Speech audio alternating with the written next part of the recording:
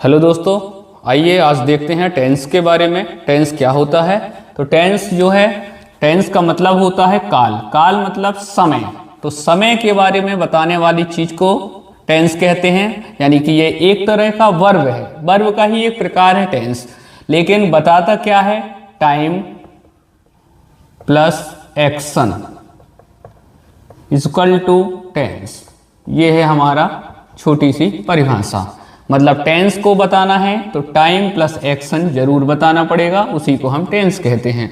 Tense को समझना है तो सबसे पहले हमने एक टाइमलाइन बनाई। टाइमलाइन में प्रेजेंट, पास्ट और फ्यूचर। तो याद रखना है कि प्रेजेंट में रहकर हम या तो पास्ट की बात करते हैं या तो फ्यूचर की बात करते हैं। प्रेजेंट का मतलब है जो वर्तमान में है, पास्ट का मतलब है जो बीत गया है, और फ्यूचर का मतलब है जो आने वाला है। तो उसे हम क्या बोलेंगे? फ्यूचर। अब हमें हर एक टेंस को 4 भागों में बांटा गया है। तो हर टेंस के 4 हिस्से होते हैं, देख लें अपन। पहला है इनडेफिनाइट, इनडेफिनिट, निट बोलना है इसको, नाइट नहीं बोलना है, इनडेफिनेट। ठीक है। दूसरा है कॉन्टिन्यूअस, तीसरा है परफेक्ट और चौथा है परफेक्ट कॉन्टिन्यूअस। तो याद रखना है इनडेफिनिट मतलब जिसमें समय फिक्स ना हो, काम कब पूरा हुआ, काम कब पूरा नहीं हुआ है, मतलब इसके बारे में जानकारी हमें नहीं मिलती है, इसलिए इसको हम बोलते हैं इनडेफिनिट टेंस। दूसरा है कॉन्टिन्यूअस, यानी काम लगातार चल रहा है, ठीक है, अभी भी जारी है, इसलिए इसको हम बोलेंगे कॉन्टिन्यूअस। परफेक्ट मतलब काम, परफेक्ट का मतलब है काम हो गया, मतलब काम खत्म हो चुका है, उसे हम बोलेंगे परफेक्ट टेंस, परफेक्ट। और परफेक्ट कॉन्टिन्यूअस मतलब पहले काम शुरू हुआ, काम पहले शुरू हुआ, काम पहले शुरू हुआ, पहले शुरू हुआ और अब भी जारी है, उसे हम बोलेंगे परफेक्ट कॉन्टिन्यूअस। मतलब और पहला वाला ध्यान रखना है, इंडेफिनिट टेंस के बारे में जरूर ध्यान रखना है। काम के होने का और काम के ना होने का दोनों के बारे में पता ही नहीं चलता है, इसलिए इस टेंस को हम नाम दिए देते हैं इनडेफिनिट टेंस। ठीक है, इनडेफिनिट। तो आइए हम बारी बारी से present indefinite, present continuous, present perfect और प्रेजेंट परफेक्ट कॉन्टिन्यूअस के बारे में पढ़ते हैं। हेलो दोस्तों, आइए देखते हैं प्रेजेंट इंडेफिनिट टेंस। इसकी परिभाषा हम जान ही चुके हैं, एक बार और देख लेते हैं। ऐसा टेंस जिसमें काम के होने का और काम के नहीं होने का दोनों का पता नहीं चलता, उस टेंस को हम बोलते हैं present indefinite tense. Present indefinite tense में पहचान सबसे पहले तो हिंदी वाक्यों के अंत में ता है, ती है, ते है जरूर आएगा। तो हमें समझ जाना है ये जो वाक्य है वो प्रेजेंट इंडेफिनिट टेंस का है, और इसके यूजेस देख लेना है, कहाँ कहाँ इसका यूज किया जाता है प्रेजेंट इंडेफिनिट का। तो फैक्ट यानी जब हम तथ्य की बात करते हैं वहां पर, यूनिवर्सल ट्रुथ यानी जो सत्य बातें हैं, सार्वभौमिक सत्य, हर जगह सत्य हैं, वहां पर इनका इस्तेमाल करते हैं। हैबिट्स, आदतें, जो हमारी रेगुलर आदत हैं, उसके लिए हम किसका यूज करते हैं? प्रेजेंट इंडेफिनिट टेंस का यूज करते हैं। न्यूज़पेपर की हेडलाइंस में ज्यादातर प्रेजेंट इंडेफिनिट टेंस का ही यूज किया जाता है। कमेंट्री में भी ज्यादातर किसका यूज किया जाता है? प्रेजेंट इंडेफिनिट टेंस में। और भविष्य में होने वाला जो कोई एक्शन है उसको बताना है, उसको जो फिक्स है, भविष्य में होने वाला कोई एक्शन वो फिक्स है, उसको बताने के लिए भी हम किसका यूज करते हैं? प्रेजेंट इंडेफिनिट टेंस का यूज किया जाता है। कुछ कीवर्ड्स याद कर लीजिए, जैसे डेली यानी प्रायः, डेली यानी रोज, ऑलवेज, ऑलवेज यानी हमेशा, नेवर यानी कभी नहीं, सेल्डम, सेल्डम, सेल्डम यानी कभी कभार, ठीक है, एवरीडे प्रतिदिन, समटाइम्स, ठीक है, समटाइम्स कई बार, और ऑफन, ऑफन यानी होता है प्रायः। ठीक है, तो ध्यान रखना है ये कीवर्ड्स जरूर आएंगे, डेली, ऑलवेज, नेवर, सेल्डम, ठीक है, एवरीडे, समटाइम, समटाइम्स और ऑफन। तो आइए इसके स्ट्रक्चर के बारे में समझते हैं और बनाने के नियम समझते हैं। आइए प्रेजेंट इंडेफिनिट टेंस बनाने के कुछ नियम हैं, उनको सीख लेते हैं। सबसे पहले अफर्मेटिव सेंटेंस। अफर्मेटिव सेंटेंस बनाने का मतलब अफर्मेटिव यानी सकारात्मक वाक्य। सकारात्मक वाक्य बनाने के जो नियम है वो कैसे हैं देख लें एक बार। सबसे पहले हमें लिखना पड़ता है सब्जेक्ट। सब्जेक्ट मतलब कर्ता, कर्ता के बाद वर्ब का फर्स्ट फॉर्म, और वर्ब के फर्स्ट फॉर्म के साथ एस और ईएस प्लस में ऑब्जेक्ट, कर्म। ये हमारा बनाने का नियम है। एक नियम इसी पर आधारित एस और ईएस कब लगाना है, इसके लिए हमें दो नियम दिए गए हैं, देख लेते हैं। जब सब्जेक्ट सिंगुलर हो, सिंगुलर मतलब ही हो, सी हो, इट हो या किसी का नाम हो, तो हमें वर्ब के साथ एस और ईएस लगाना है। लेकिन जब सब्जेक्ट प्लूरल हो, आई हो, वी हो, दे हो या यू हो, कोई और भी हो प्लूरल सब्जेक्ट, तो हमें वर्ब के फर्स्ट फॉर्म में एस और ईएस का इस्तेमाल नहीं करना, इतना ध्यान देना है। अब हमें एस और ईएस कब लगाना है, याद रखना है।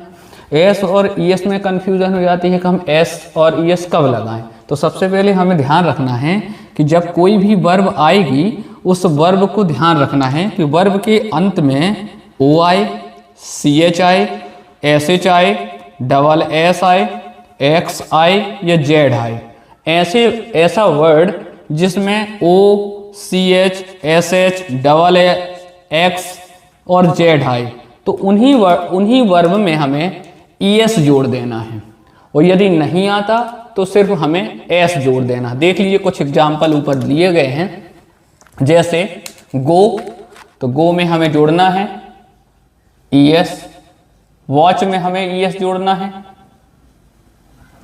टीच में भी हमें ईएस जोड़ना है, मिस में भी हमें ईएस जोड़ना है, एक्स लास्ट में एक्स है, मिक्सिस हो जाएगा मिलाना, वॉश यानी धोना, पुश यानी धक्का देना। इसमें सब में क्या करना है, अपन लोगों को ईएस जोड़ना है, ध्यान देना है। और बाकी कोई भी वर्ब आती है उसमें क्या जोड़ेंगे, एस जोड़ेंगे। एक बार और पुनः देख लीजिए, अफर्मेटिव सेंटेंस बनाने का सबसे महत्वपूर्ण नियम यही है, और सबसे ज़्यादा कंफ्यूजन अफर्मेटिव सेंटेंस बनाने में ही होती है कि हम एस किसके साथ लगाएं, ईएस किसके साथ लगाएं, कब एस लगाएं, कब ईएस लगाएं, ये ध्यान रखना है। तो याद रखना है, जब सब्जेक्ट सिंगुलर हो, सिंगुलर मतलब ही हो, सी हो, इट हो या किसी का नाम हो, तभी हमें वर्ब के फर्स्ट फॉर्म में एस और ईएस लगाना है। अब एस और ईएस किसके साथ लगाना है, किस वर्ब के साथ लगाना है? यदि वर्ब में O, C H, S H, double S, X और जेड आए तभी हमें ईएस लगाना पड़ता है, नहीं तो सिर्फ एस बस से काम चलाना है। ठीक है, जैसे हम एक एग्जांपल दे सकते हैं, ही गो, तो अब गो ही है ना सब्जेक्ट, और यहाँ पर ओ, तो यहाँ पर हमें लगाना पड़ेगा ही गोज।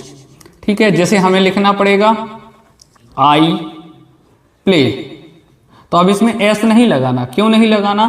क्योंकि जब सब्जेक्ट प्लूरल हो, आई हो, तो हम सिर्फ वर्ब के फर्स्ट फॉर्म का इस्तेमाल करते हैं, तो आई प्ले हो जाएगा। अब हमें यहाँ पर लिखना है सी, और सी के बाद हमने लिखा टीच, तो टीच में हम लोगों को क्या देखना है, सी एच आया है, ये है सी एच, तो हमें क्या लगाना पड़ेगा, और सब्जेक्ट कैसा है, सिंगुलर, ये है सब्जेक्ट सिंगुलर, तो singular subject he, she, it और नाम हो तब हम एस और ईएस लगाते हैं। तो अब हमें एस और ईएस लगाना पड़ेगा। अब एस और ईएस में क्या लगाना है, ये देख लीजिए, सी एच है तो हमें क्या लगाना पड़ेगा, ईएस लगाना पड़ेगा। अब हम ऐसा भी देख सकते हैं, दे, कैच, अब कैच में देख लीजिए, दे कैसा है, प्लूरल, तो दे क्या है, प्लूरल है। ठीक है, और देख लीजिए यहाँ पर क्या लिखा है, जब सब्जेक्ट प्लूरल हो तो हमें एस और ईएस नहीं लगाना है, वर्ब का फर्स्ट फॉर्म से ही काम चलाना है, यानी दे कैचेस हो जाएगा। आई के साथ एस ईएस नहीं लगेगा, आई प्ले बस लिखेंगे। ही के साथ ईएस लगा तो ये हो गया गोज, और सी के साथ टीच में ईएस लगा तो ये हो गया टीचेस हो गया। मुझे आशा है कि आप लोग समझ पाए होंगे। याद रखना है, सबसे ज़्यादा कन्फ्यूज़न यही होती है कि एस और ईएस कहाँ लगाते हैं और कहाँ नहीं लगाते हैं। आइए आगे एग्जाम्पल के थ्रू इसको और बेहतर तरीके से समझते हैं। आइए एग्जाम्पल के माध्यम से समझते हैं प्रेजेंट इंडेफिनिट के टेंस को। सबसे पहले एग्जाम्पल है हमारे पास, आई प्ले या प्लेस क्रिकेट। तो देखिए, सबसे पहले वही रूल्स देखना है, एस और ईएस वाला और सिंगुलर और प्लूरल वाला। आई जो है सब्जेक्ट, ये सब्जेक्ट है, सब्जेक्ट कैसा है, प्लूरल, इसको हम प्लूरल मानेंगे। ठीक है, तो प्लूरल के साथ हमें क्या लगाना है, एस और ईएस नहीं लगाना है, यानी कि हमें इसमें आंसर देना होगा आई प्ले क्रिकेट, मैं क्रिकेट खेलता हूँ। यदि चूंकि अभी हम पढ़ रहे हैं अफर्मेटिव सेंटेंस, इसलिए सभी जो सेंटेंस हैं वो सब अफर्मेटिव हैं, यानी सकारात्मक हैं। तो ध्यान रखना, निगेटिव और इंट्रोगेटिव बाकी हैं अभी, तो अभी अफर्मेटिव सेंटेंस देख रहे हैं। तो आई प्ले क्रिकेट, आई के साथ कभी एस यस नहीं लगाना है, तो हमने आई प्ले क्रिकेट यानी वर्ब का फर्स्ट फॉर्म लगाया। यानी इसका स्ट्रक्चर बना होगा कुछ सब्जेक्ट, सब्जेक्ट के बाद वर्ब का फर्स्ट फॉर्म प्लस ऑब्जेक्ट, ऐसा कुछ स्ट्रक्चर हमने लगाया है। इसके बाद देखिए ये सी है, सी मतलब सब्जेक्ट सिंगुलर है, सब्जेक्ट सिंगुलर है तो वर्ब भी हमें कैसी चाहिए, सिंगुलर चाहिए। और वर्ब सिंगुलर कैसी होती है, जब उसमें एस और ईएस लगा होता है। यानी सब्जेक्ट है सिंगुलर, तो अब हमें टीच और टीचेस, तो सी के साथ हमने अभी लिखा था नियम कि यदि सब्जेक्ट ही, सी, इट या किसी का नाम आता है तो हमें वर्ब में एस और ईएस लगाना है। तो हमें टीच में क्या लगाना पड़ता है, एस नहीं लगाना पड़ता, टीच में ईएस लगाना पड़ता है, तो टीचेस हो जाएगा। तो सी टीचेस हिंदी, यानी वो हिंदी पढ़ाती है। सिंगुलर सब्जेक्ट है इसलिए हमने एस और ईएस में से कुछ एक लगाया, इसमें ईएस लगेगा। नेक्स्ट एग्जाम्पल है मोहन, मोहन भी सिंगुलर सब्जेक्ट है, सिंगुलर सब्जेक्ट है, कैसा है, ध्यान रखना है यही बात, सिंगुलर सब्जेक्ट है। और अब हमें वर्ब की जरूरत है, तो वर्ब भी हमें कैसी चाहिए, सिंगुलर वर्ब चाहिए। सिंगुलर वर्ब बनाने के लिए हमें उसमें एस और ईएस जरूर जोड़ना पड़ता है। तो देखिए मोहन सब्जेक्ट है और मोहन के साथ मोहन किसी का नाम है, इसलिए हमें यहाँ पर एस वाला वर्ब के फर्स्ट फॉर्म में एस, वर्ब के फर्स्ट फॉर्म में एस लगाना पड़ेगा।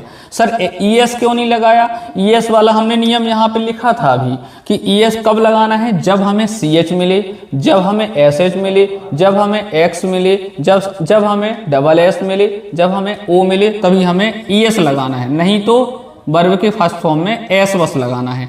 लेकिन एस तभी लगेगा जब सब्जेक्ट सिंगुलर होगा, और जब सब्जेक्ट प्लूरल होगा तो एस भी नहीं लगेगा। जैसे इसमें एस भी नहीं लगा है, क्यों नहीं लगा है, क्योंकि सब्जेक्ट प्लूरल है। तो ध्यान रखना है यहाँ पर मोहन के साथ क्या आएगा, स्पीक, मोहन स्पीक्स इंग्लिश, यानी मोहन अंग्रेजी बोलता है। नेक्स्ट, माई फादर गो या goes to office at 9 AM, मतलब सुबह 9 बजे ऑफिस जाते हैं।